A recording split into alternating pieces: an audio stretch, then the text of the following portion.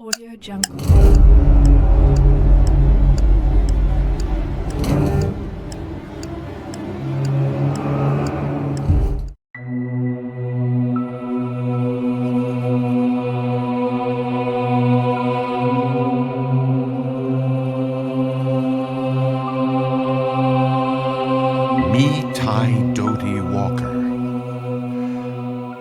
There was a haunted house where every night a bloody head fell down the chimney. At least that's what people said, so nobody would stay there overnight. Then a rich man offered $200 to whoever would do it. And this boy said he would try if he could have his dog with him. So it was all settled. The very next night, the boy went to the house with his dog.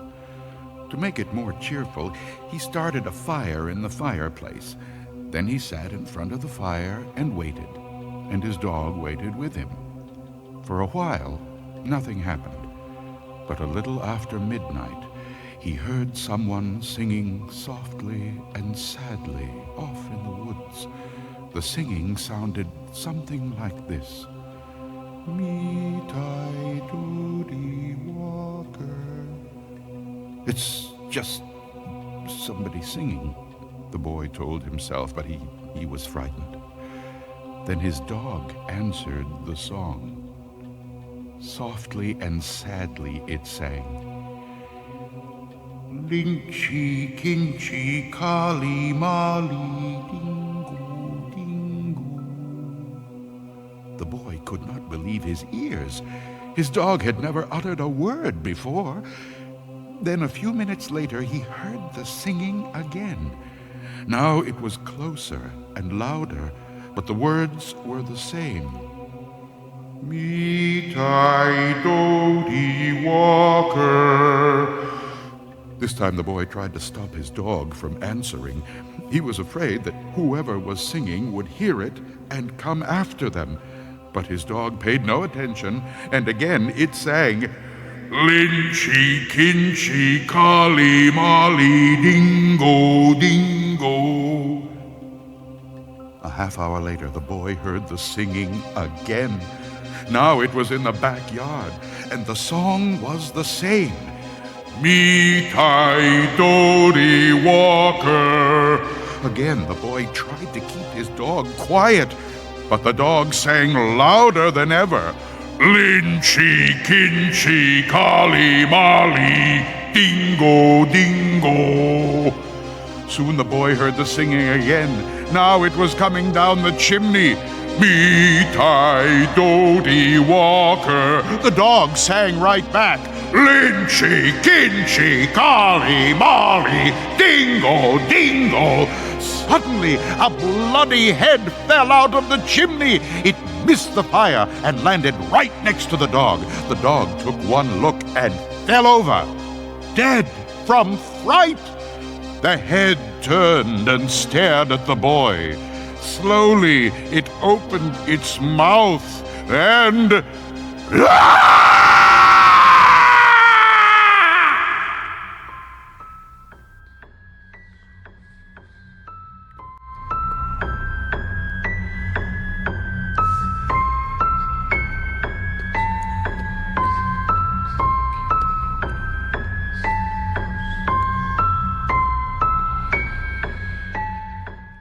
The Hook. Donald and Sarah went to the movies. Then they went for a ride in Donald's car. They parked up on a hill at the edge of town. From there, they could see the lights up and down the valley. Donald turned on the radio and found some music. But an announcer broke in with a news bulletin. A murderer has escaped from the state prison. He is armed with a knife and is headed south on foot. His left hand is missing. In its place, he wears a hook. Well, let's roll up the windows and lock the doors, said Sarah. That's a good idea, said Donald. That prison isn't too far away, said Sarah. Maybe we really should go home. But it's only 10 o'clock, said Donald. I don't care what time it is, she said. I want to go home. Look, Sarah, said Donald, he's not going to climb all the way up here. Why would he do that? Even if he did, all the doors are locked. How could he get in? Donald, he could take that hook and break through a window and open a door, she said. I'm scared and I want to go home. Donald was annoyed. Girls always are afraid of something, he said. As he started the car, Sarah thought she heard someone or something scratching at her door. Did you hear that? She asked as they roared away. It sounded like somebody was trying to get in. Oh, sure, said Donald. Soon they got to her house. Would you like to come in and have some cocoa? She asked. No, he said. I've got to go home. He went around to the other side of the car to let her out. Hanging on the door handle was a hook.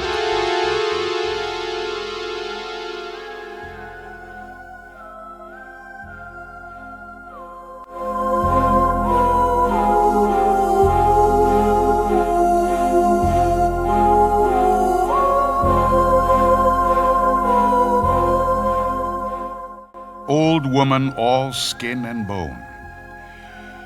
There was an old woman, all skin and bone, who lived near the graveyard all alone. Ooh. She thought she'd go to church one day to hear the parson preach and pray. Ooh. And when she came to the church house stile, she thought she'd stop and rest a while. Ooh. When she came up to the door, she thought she'd stop and rest some more. Ooh. But when she turned and looked around, she saw a corpse upon the ground. Ooh. From its nose down to its chin, the worms crawled out and the worms crawled in. Ooh.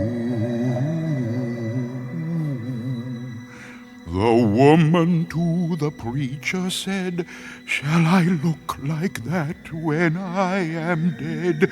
Ooh. The preacher to the woman said, "You'll look like that when you are dead."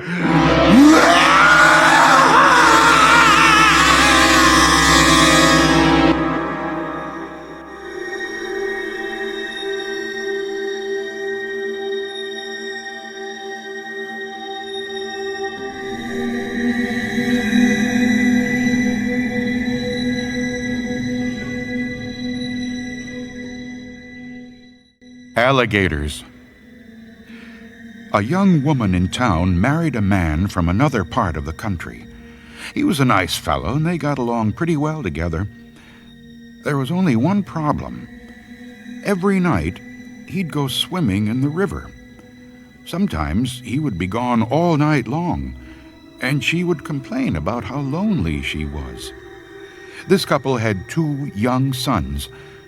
As soon as the boys could walk, their father began to teach them how to swim. And when they got to be old enough, he took them swimming in the river at night. Often they would stay there all night long, and the young woman would stay home all by herself. After a while, she began to act in a strange way. At least, that's what the neighbors said. She told them that her husband was turning into an alligator, and that he was trying to turn the boys into alligators. Everybody told her there was nothing wrong with a man taking his sons swimming. That was a natural thing to do. And when it came to alligators, well, there just weren't any nearby. Everybody knew that. Early one morning, the young woman came running into town from the direction of the river. She was soaking wet. She said a big alligator and 2 little alligators had pulled her in and had tried to get her to eat raw fish. They were her husband and her sons, she said, and they wanted her to live with them, but she had gotten away. her doctor decided she had lost her mind, and he had her put in the hospital for a while. After that, nobody saw her husband and boys again. They just disappeared. But now and then, a fisherman would tell about seeing alligators in the river at night. Usually, it was one big alligator and two small ones. But people said they were just making it up. Everybody knows there aren't any alligators around here.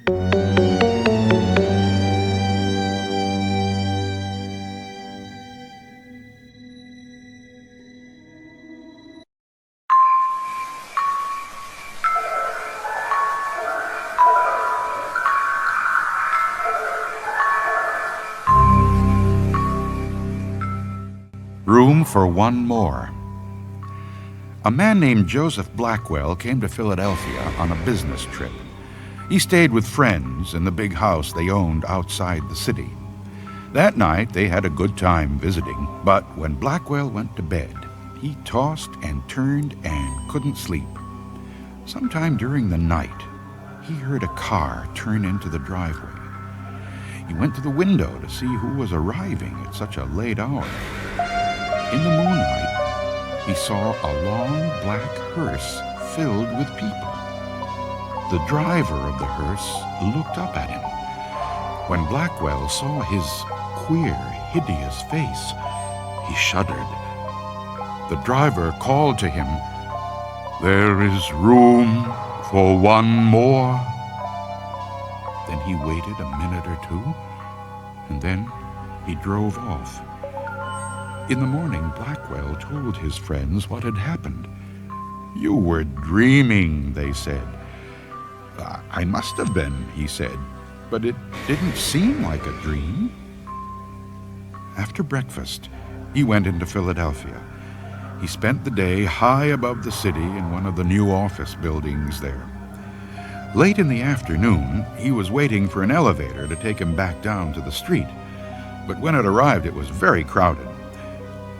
One of the passengers looked out and called to him. "There is room for one more," he said. It was the driver of the hearse. "No thanks," said Blackwell. "I'll get the next one." The doors closed and the elevator started down. There was shrieking and screaming, then the sound of a crash. The elevator had fallen to the bottom of the shaft. Everyone aboard was killed.